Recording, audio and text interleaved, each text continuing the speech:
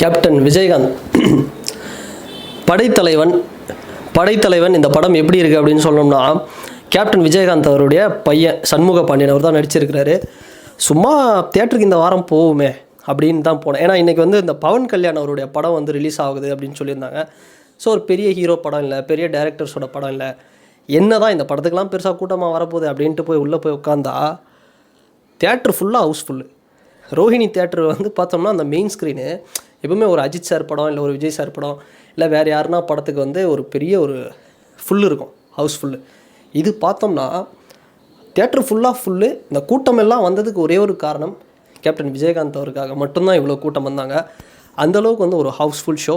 Scene by scene ஒரு fight சீனுக்கெலாம் வந்து பார்த்தோம்னா தமிழ் சினிமாவில் ஒரு பெஸ்ட்டான ஒரு ஆக்ஷன் ஹீரோ ஒருத்தர் இப்போதைக்கு ரீசெண்டாக வந்திருக்கிறாரு ஃப்ரெஷராக அப்படின்னு சொல்லலாம்.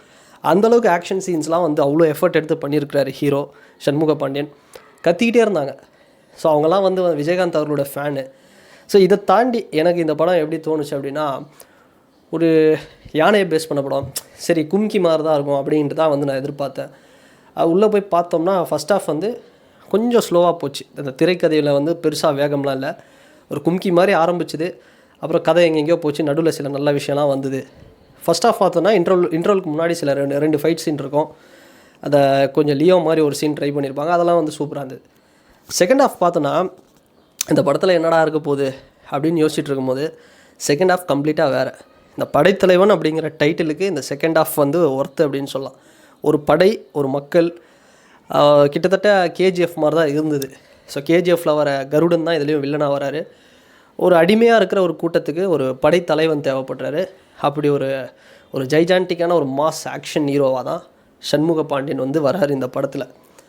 இது தாண்டி செகண்ட் ஹாஃபில் என்ன சில ப்ளஸ்ஸு படம் ஃபுல்லாகவே பார்த்தோம்னா, அங்கங்கே கேப்டன் அவர்களோட ரெஃபரன்ஸ் எப்படி கொடுக்குறாங்கன்னா, ஒரு ஃபோட்டோ கடையில் அவரோட ஃபோட்டோ, எம்ஜிஆர் அவர்களோட ஃபோட்டோ, சில இடங்களில் பொட்டு வச்ச அந்த சாங் போட்டிருக்காங்க ஃபைட் சீனில்.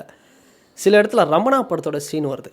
இந்த யூகி சேதுன்னு ஒருத்தர் ரமணா படத்தில் இருப்பார், அவர் கேப்டனு, இவங்க 2 பேர் வர்ற மாதிரி ஒரு சீனு.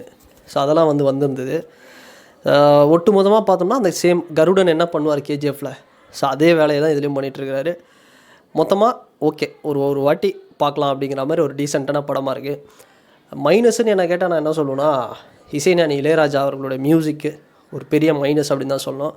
இன்னும் பெஸ்ட்டாக பண்ணியிருக்கலாம். ஸோ அதுதான் நான் வந்து ஒரு பெரிய நெகட்டிவாக பார்க்குறேன் இந்த படத்தில். மற்றபடி இயக்குனர் அன்பு, அப்புறம் இந்த படத்தை ஸ்க்ரீன் ப்ளே அண்ட் ரைட்டிங் வந்து யாரோ ஒருத்தர் பண்ணியிருக்கிறார், தேசிங் அப்படிங்கிறவர் பண்ணியிருக்கிறாரு. நல்லா பண்ணியிருக்கிறார். லொக்கேஷன்லாம் பார்த்தோம்னா கேரளா பார்டர்கிட்ட, கும்கி வந்து மலை மேலே நடக்கும், இது வந்து மலை கீழே ஒரு சமவெளியில் அழகாக அந்த மேற்கு தொடர்ச்சி மலை கீழே வந்து புல்வெளி, வயல்வெளி, மரம், செடின்னு நல்லா பச்சை பசேல்னு காமிச்சிருக்கிறாங்க. ஸோ அதுக்கப்புறம் அந்த யானையை பேஸ் பண்ணி ஒரு கதை, இந்த யானையை பேஸ் பண்ணி இதில் கருடன் என்னவா வராரு. ஸோ அதுக்கப்புறம் இந்த கருடனை எப்படி இவர் கொல்றாரா, என்ன பண்ணுறாங்க, இந்த ஊர் மக்கள் எப்படி என்ன பண்ணுறாங்க, இதுதான் வந்து இந்த கதை.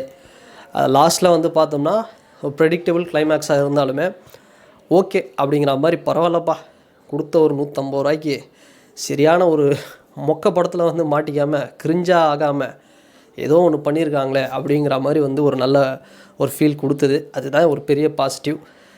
கண்டினியூஸாக நிறைய படங்கள் பண்ணார் சண்முக பாண்டியன் அப்படின்னா, ஒரு மிகப்பெரிய ஒரு மாஸ் ஹீரோவாக, ஒரு பெரிய ஒரு ஹீரோவாக, ஒரு அருண் விஜய் என்ன பண்ணார், ஸோ அந்த மாதிரி ஒரு மாசை வந்து காட்டலாம். ஸோ கண்டினியூஸாக ஒரு படம் பண்ணணும். லாஸ்ட் 10 வருஷத்துலேயே வந்து 3 படம் தான் பண்ணியிருக்கிறார், 3-4 படம் தான் பண்ணிகிட்ருக்கிறார். ஸோ அது மாதிரி கண்டினியூஸாக நிறைய படங்கள் பண்ணார்னா உண்மையாக வந்து ஒரு பெரிய ஒரு ஹீரோவாக வந்திருப்பார். இதுலேயே வந்து ஃபைட் சீன்லாம் பார்க்கும்போது வேறு லெவலில் இருந்தது.